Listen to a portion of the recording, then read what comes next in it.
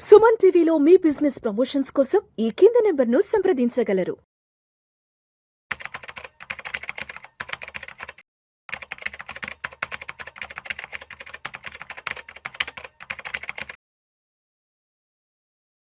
నమస్తే, welcome to Vishnu talks. నేను విష్ణు. ప్రస్తుతం నాతో పాటు certified financial planner and certified wealth manager Madhavi Reddy గారు ఉన్నారు. వారితో మాట్లాడదాం. నమస్తే మాధవిరెడ్డి గారు. నమస్తే అండి. మాధవిరెడ్డి గారు, welcome to weekend market outlook. ఇవాళ మార్కెట్స్ క్లోజింగ్ ఎక్కడ చూద్దాం. 27th ఫిబ్రవరి ఫ్రైడే. సెన్సెక్స్ విషయానికి వస్తే 961 పాయింట్ల నష్టంతో 81,287 వద్ద క్లోజ్ అయింది. నిఫ్టీ విషయానికి వస్తే 317 పాయింట్ల నష్టంతో 25,178 వద్ద క్లోజ్ అయింది. బ్యాంక్ నిఫ్టీ విషయానికి వస్తే 658 పాయింట్ల నష్టంతో 60,529 వద్ద క్లోజ్ అయింది. చూస్తే ఇవాళ మార్కెట్ లో దాదాపు 1000 పాయింట్స్ వరకు ఇవాళ మార్కెట్ సెన్సెక్స్ ఫాలో అవడం జరిగింది. ఎందుకంటారు ఇవాళ మార్కెట్ లో ఇంత పెద్ద ఎత్తున నష్టాల్లోకి వెళ్ళడం జరిగింది? సో గ్లోబల్ సెల్ ఆఫ్ అని చెప్పొచ్చు అండి. ఎస్పెషల్లీ యుఎస్ మార్కెట్ లో టెక్నాలజీ షేర్స్, అంటే టెక్నాలజీ అంటే టెక్ ఇండెక్స్ అంటారు. సో ఇండెక్స్ అనేది చాలా వరకు డ్రాప్ అవ్వడము. ఈవెన్ దో ఎన్విడియా మంచి రిటర్న్స్ ఇచ్చిందండి. అంటే ఎన్విడియా కొంచెం మోర్ దాన్ ఎక్స్పెక్టెడ్ రిటర్న్స్ ఇచ్చినా, బట్ మిగతా ఐటీ కంపెనీస్ లైక్ మీరు సేల్స్ ఫోర్స్ చూసుకోండి, లేకపోతే ఆల్ఫాబెట్ చూసుకోండి, ఇవన్నీ కూడా షేర్స్ అన్ని కూడా, లేకపోతే వాటి ప్రాఫిట్స్ కూడా డిక్లైన్ అవ్వడంతో ఒక్కసారిగా యుఎస్ మార్కెట్స్ లో గ్లోబల్ సెల్ ఆఫ్ రావడంతో ఆ నెగిటివిటీ, ఆ నెగిటివ్ ఫోకస్ అంతా కూడా మన ఇండియన్ మార్కెట్స్ మీద కూడా పడినట్టుగా మనకు కనిపిస్తుంది. సో ఇదంతా కూడా గ్లోబల్లో వచ్చిన, యుఎస్ లో వచ్చిన టెక్ సెల్ ఆఫ్ రీజన్ ఈ రోజు మన మార్కెట్స్ ఈ విధంగా నెగిటివ్ అవ్వడానికి ఫస్ట్ రీజన్ అని చెప్పొచ్చండి. సెకండ్ రీజన్ ఏంటంటే, మళ్ళీ మన డాలర్ కి ఎగేనెస్ట్ గా మన రూపీ అనేది బాగా ఫాలో అవ్వడం స్టార్ట్ అయింది. అగైన్ మళ్ళీ $91 కి మనము 91 రూపీస్ పర్ డాలర్ కి ఎగేనెస్ట్ గా మన రూపీ అనేది కంటిన్యూస్ గా డిప్రిషియేట్ అవుతూ ఉంది. Maybe exports imports trade deficit కానీ ఇలాంటివి ఏమైనా ఈ ట్రంప్ టారిఫ్స్ వల్ల ఏమైనా అది కొంచెం నెగిటివ్ గా వెళ్ళడము. బట్ ఇది కూడా అంటే these are all cascading effect లాగా కనిపిస్తుందండి. అంటే ఎప్పుడైతే ఎఫ్ఐఎస్ సెల్లింగ్ చేస్తూ ఉన్నారో మన ఇండియన్ మార్కెట్స్ నుంచి ఫారెన్ ఫ్లోస్ అన్ని బయటకు వెళ్ళిపోతున్నాయి. ఎప్పుడైతే మన దగ్గర నుంచి ఫారెన్ ఫ్లోస్ బయటకు వెళ్ళిపోతూ ఉన్నాయో మన రూపీ అనేది మనకి డిప్రిషియేట్ అనేది మనకి ఈజీగా కనిపిస్తుంది. సో థర్డ్ బిగ్గెస్ట్ రీజన్ మనం చెప్పుకోవాలనుకుంటే ఎఫ్ఐఎస్ సెల్లింగ్ అండి. ఎఫ్ఐఐస్ ఈ రోజు అయితే బాగా సెల్ చేశారు. సో ఈ మొత్తం అంతా కూడా ఈ FIs selling and rupee depreciation, ఈ రెండు కూడా ఒకదాని మీద ఒకటి ఇంటర్ రిలేటెడ్ గా మనకు కనిపిస్తున్నాయి. ఒకవైపు ఏంటంటే ఈ ట్రేడ్ టెన్షన్స్ కూడా, అంటే ఈ టారిఫ్స్ టెన్షన్స్ నుంచి కూడా మనం ఇంకా గెట్ ఓవర్ అవ్వలేదండి.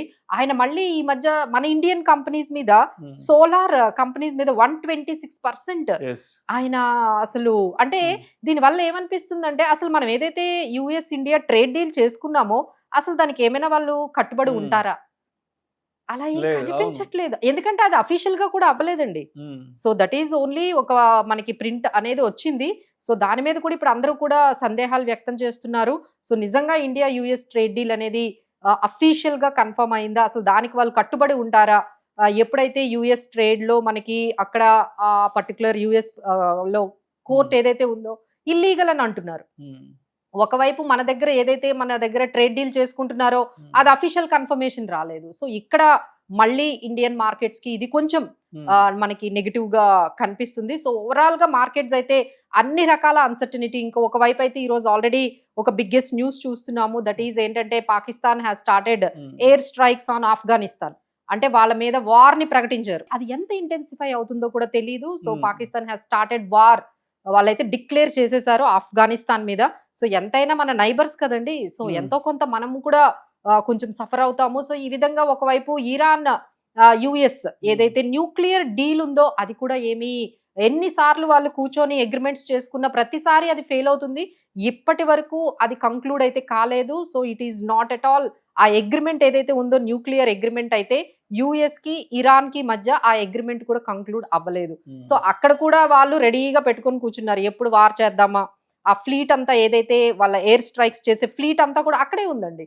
అంటే any time they can start the war అన్నట్టుగా అక్కడ కూడా ఉంది. సో ఈ విధంగా ఒకవైపు యుఎస్ ఇరాన్ టెన్షన్స్ కానీ, అక్కడ వైపు గాజాలో ఒకవైపు మనం చూసుకుంటే యుక్రెయిన్ లో కానీ, ఇప్పుడు కొత్తగా ఇప్పుడు పాకిస్తాన్ అండ్ ఆఫ్ఘనిస్తాన్ వార్, అంటే ఎక్కడ చూసినా మనకి ఈ జియో పొలిటికల్ టెన్షన్స్ అయితే బాగా మనకు కనిపిస్తున్నాయి. సో ఈ పర్టికులర్ సిచ్యువేషన్స్ లో అయితే markets are become very very range bound. ఇప్పుడు మీరు చెప్పినట్టుగా 25,200 అది కూడా బ్రేక్ చేసేసిందండి. That is a very good support for the market. 25,200 అనేది ఫస్ట్ 25,500 సపోర్ట్ అది బ్రేక్ చేసింది. ఆ 25,500 తర్వాత ఇప్పుడు 25,200 కూడా బ్రేక్ చేసి ఇప్పుడు 25,178 ఈ రోజు మార్కెట్స్ వెళ్తున్నాయంటే that is showing very very weak side of the market. So Madhavi Reddy గారు, దాదాపు మార్కెట్స్ ఆల్ టైమ్ హై అనే మాట విని 19 months అయింది. 19 నెలలుగా వస్తుంది మార్కెట్స్ లో ఆల్ టైమ్ హై అనే మాట విని. 19 నెలల నుంచి మార్కెట్ లో విపరీతమైన ఫాల్ చూస్తూనే ఉన్నాం. ఏంటి అసలు మార్కెట్ ఫ్యూచర్ ఏంటి, మార్కెట్ స్కోప్ ఏంటి అసలు? సో ఇక్కడైతే ఒకవైపు కన్సాలిడేషన్ అనేది జరుగుతుందండి. అంటే 25,000 26,000 ఈ మధ్యనే మార్కెట్స్ మీరు అన్నట్టుగా సంవత్సరాలు గడిచిపోతున్నాయి. ఈ 25,000 26,000 మధ్యలోనే మార్కెట్స్ ఈ విధంగా ఎన్ని ఇయర్స్ కన్సాలిడేట్ అవుతాయి. ఇప్పుడు మళ్ళీ ఏదైనా డెఫినెట్ గా ఇప్పుడు ఇరాన్ యుఎస్ వార్ గానీ స్టార్ట్ అయితే ఆ 25,000 కూడా బ్రేక్ అయ్యి 24,800కి వచ్చినా 24 వరకు వచ్చినా మనం ఆశ్చర్యపోవక్కర్లేదు. ఎందుకంటే ఈ టెన్షన్స్ అనేవి ఆ విధంగా ఉన్నాయండి. ఒకవైపు జియోపొలిటికల్ టెన్షన్స్, ఒకవైపు ట్రేడ్ టారిఫ్స్, అలానే మనకు వచ్చిన ఈ కార్పొరేట్ ఎర్నింగ్స్ కూడా చాలా మిక్స్డ్ గా ఉన్నాయి. అండ్ ఇంకొకటి ఏంటంటే ఇప్పుడు మార్కెట్ లో ఏంటి పాజిటివ్ న్యూస్ అనేది కనిపించట్లేదు. అంటే మన డొమెస్టిక్ గా ఇంకా ఏం న్యూస్ లేదు. బడ్జెట్ అయిపోయింది, కార్పొరేట్ ఎర్నింగ్స్ అయిపోయాయి, ఇంకా there is no such news that can lift the markets. Lift ని అంటే మార్కెట్ ని ఇక్కడ నుంచి లిఫ్ట్ చేసే అంశం గానీ లిఫ్ట్ చేసే ఎటువంటి సిచ్యువేషన్ ఫ్యాక్టర్స్ ఏమీ లేవు. అందుకని ఫ్రీగా మార్కెట్ అనేది కంప్లీట్లీ గ్లోబల్ టర్న్అవుట్ మీద డిపెండ్ అయిపోయి ఉంది. అంటే ఎంటైర్లీ అండి. అంటే డొమెస్టిక్ గా మనకి ఎలాంటి క్యూస్ లేవు కాబట్టి మొత్తానికి అంతా కూడా మన ఇండియన్ మార్కెట్స్ అన్ని గ్లోబల్ మార్కెట్స్ ని ఫాలో అవుతూ ఉంది. అంటే గ్లోబల్ మార్కెట్స్ లో పాజిటివ్ గా ఉంటే మనం కొంచెం పాజిటివ్ గా వెళ్ళడము, లేదు ఎఫ్ఐఐస్ బయింగ్ చేస్తూ ఉంటే మన మార్కెట్స్ కొంచెం ముందుకు వెళ్ళడం, ఎఫ్ఐఎస్ సెల్ చేయగానే మళ్ళీ మన మార్కెట్స్ వెనక్కి వెళ్ళిపోవడం. అంటే మన మార్కెట్స్ అంతా కూడా ఓవరాల్ గా ఈ గ్లోబల్ క్యూస్ మీదే డిపెండ్ అయిపోయి ఉన్నాయండి. సో ఏ మాత్రం నెగిటివ్ క్యూస్ గ్లోబల్ నుంచి వచ్చినా మన మార్కెట్స్ అనేవి ఇమ్మీడియట్ గా సెల్ ఆఫ్ అనేది జరుగుతుంది. సో ఈ విధంగా మళ్ళీ మేబీ ఒక 1-2 months అయితే మన దగ్గర నుంచి ఇంకేమైనా పాజిటివ్ న్యూస్, అంటే వాళ్ళు చేయాల్సిందంతా జిఎస్టీ రేషనలైజేషన్ అయిపోయింది, బడ్జెట్ అయిపోయింది, ఇంకా కార్పొరేట్ రేట్ అయిపోయింది, ఇంకా తర్వాత ఇన్ఫ్లేషన్ తక్కువగానే ఉంది, అలానే ఇంట్రెస్ట్ రేట్స్ కూడా ఆర్బీఐ ఇంకా ఇంతకన్నా తగ్గించే అవకాశం ఇంకెక్కడ ఉంటుందండి. సో దీస్ ఆర్ ఆల్ ఎక్కడ కూడా మనకి డొమెస్టిక్ గా ఇంకెలాంటి న్యూస్ లేదు. గ్లోబల్ నుంచి వచ్చింది అంతా కూడా నెగిటివ్ న్యూస్. ఈ నెగిటివ్ న్యూస్ తోని ఇంకా మొత్తం మార్కెట్స్ అన్ని కూడా ఈ విధంగా ఇలా కన్సాలిడేటెడ్ ఫేజ్ లో, అంటే ఒక స్టక్ అయిపోయినట్టుగా markets have got stuck between 25,000 26,000 మధ్యలోనే స్టక్ అయ్యాయని ఖచ్చితంగా చెప్పొచ్చు. బట్ అగైన్ ఇన్వెస్టర్స్ ఏంటంటే చాలా స్టాక్ స్పెసిఫిక్ గా ఇలాంటి వాటిల్లో కొంచెం సెక్టార్ స్పెసిఫిక్ గా ఉంటే కొంచెం బెటర్ గా ఉందండి. రైట్.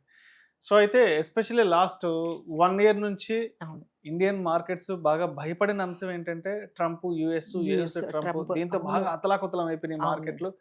సో అది ఎప్పటికీ వదులుతుందో ఏందో అర్థం కావట్లేదు ఆ భయం. సరే, అదేవిధంగా గత నెల రోజుల నుంచి ఏఐ రూపంలో ఇంకొక పెద్ద ఫియర్ అనేది ఆంథ్రోపిక్ రూపంలో మార్కెట్లలో, అంటే మార్కెట్లను భయపెట్టడం అయితే స్టార్ట్ అయింది. మన ఇండియన్ ఐటీ కంపెనీస్ కూడా ఎక్కువగా ఎఫెక్ట్ అయ్యాయి. ఐటీ ఇండెక్స్ అయితే ఆల్మోస్ట్ లాస్ట్ 1 month నుంచి విపరీతమైన ఫాల్ ఉంది కాబట్టి. సో ఇప్పుడు చూస్తే ట్రంప్, యుఎస్ అది ఎప్పటికి సైడ్ అవుతుందో అర్థం కావట్లేదు. ఇప్పుడు కొత్తగా వస్తున్నటువంటి ఆంథ్రోపిక్ సంబంధించి టెక్నాలజీకి సంబంధించిన ఫియర్స్ ఇవి ఎప్పటికి సైడ్ అవుతుందో అర్థం కావట్లేదు. ఏంటి అసలు మార్కెట్ ఎలా డైజెస్ట్ చేసుకోవాలి అసలు వీటన్నిటిని కూడా? So this is all like AI transform అవ్వడానికి. అంటే ఇప్పుడు ఏఐలో ఏవైతే కంపెనీస్ వచ్చి, ఇప్పుడు మనం ఈ రోజే ఒక పెద్ద న్యూస్ చూసామంటే ఒకే కంపెనీ, బ్లాక్ అనే కంపెనీ 4,000 members ని ఒకే రోజు లే ఆఫ్ చేసేసి, మాకు అవసరం లేదు ఇప్పుడు ఏఐ ప్లగ్ఇన్స్ ఎలా వచ్చాయంటే ఓ 10-20 మందితో కూడా మేము కంపెనీస్ ని రన్ చేసేసుకోవచ్చు అనే సిచ్యువేషన్ కి మనకు వచ్చేసి, అంటే నేనే కాదు, నా కంపెనీయే కాదు, ఇలా చాలా కంపెనీస్ తక్కువ ఎంప్లాయీస్ తోనే ఈ యాంథ్రోపిక్ ని యూజ్ చేసుకొని, లేకపోతే ఈ టూల్స్ ని యూజ్ చేసుకొని, ఆర్టిఫిషియల్ ఇంటెలిజెన్స్ ని యూజ్ చేసుకొని అసలు హ్యూమన్ కన్నా చాలా బెటర్ గా మేము చాలా కొన్ని వర్క్స్ అన్ని కూడా ఈజీగా, అది మార్కెటింగ్ అవనియండి, లేకపోతే ఈ కార్పొరేట్ కి సంబంధించిన లాస్ కి అనలిటికల్ స్కిల్స్ అవనియండి, ఇవన్నీ కూడా మేము చేసేసుకోగలుగుతాము ఈ ఏఐ అనే దీన్ని మనం టూల్స్ ని యూజ్ చేసుకొని. సో ఇప్పుడు ఏంటంటే ఒక రకమైన ట్రాన్స్ఫర్మేషన్, ఒక రకమైన అన్సర్టినిటీ, అంటే జాబ్స్ పరంగా కానీ ఎకానమీ పరంగా కానీ. ఇప్పుడు ఇంతమందికి జాబ్స్ పోతే మరి ఎకానమీ ఎట్లా రన్ అవుతుంది? ఇన్కమ్ అనేది ఎలా జనరేట్ అవుతుంది, అసలు వీళ్ళందరికీ ఎంప్లాయ్మెంట్ అనేది ఎలా వస్తుంది, మీరందరూ స్పెండ్ చేయకపోతే ఎకానమీ ముందుకెలా వెళ్తుంది, బిజినెస్ ఎలా డెవలప్ అవుతుంది. సో ఇప్పుడు ఏంటంటే we have to wait and watch. ఈ ఏఏ ఎన్నైతే మనకి డిస్ట్రక్షన్ కనిపిస్తుందో అక్కడ నుంచి ఎన్ని జాబ్స్ క్రియేట్ అవుతాయో చూడాలండి.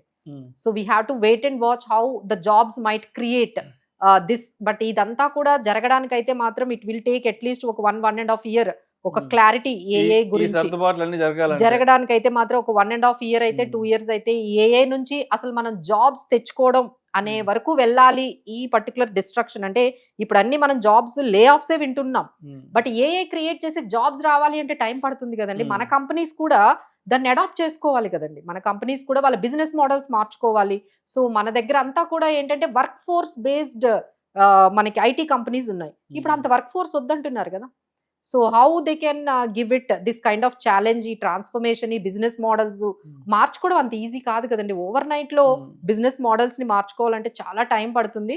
So again but we have started that point. అంటే ఇప్పుడు మనకి జియో వాళ్ళు ఒక 10,000 కోట్లు అంటే 10,000 లక్షల కోట్లు ఈ ఏఐలో ఇన్వెస్ట్ చేస్తున్నారు.